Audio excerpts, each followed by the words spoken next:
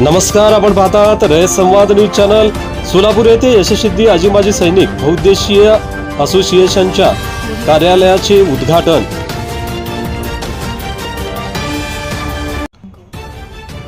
सोलापूर येथे यशस्वी आजी माजी सैनिक बहुउद्देशीय वेलफेअर असोसिएशन महाराष्ट्र राज्य शाखेच्या कार्यालयाचे उद्घाटन दिनांक 1 मार्च रोजी करण्यात आले। तसेच 8 महार PVC बटालियन रेजिमेंटचा 63वा स्थापना दिवसही यावेळी साजरा करण्यात आला।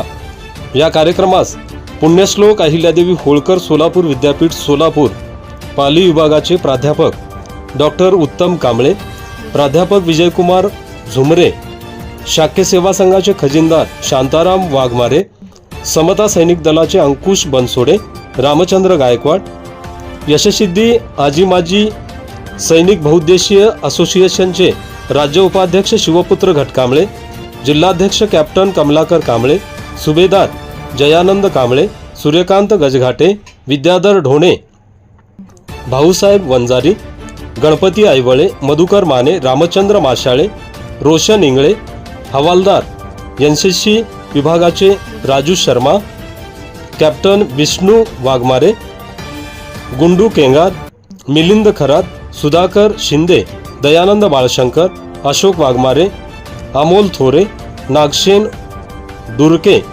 प्रकाश घटकांबळे, पल्लवी सुरवसे, अनिता साबळे आदींची यावेळी प्रमुख उपस्थिती होती।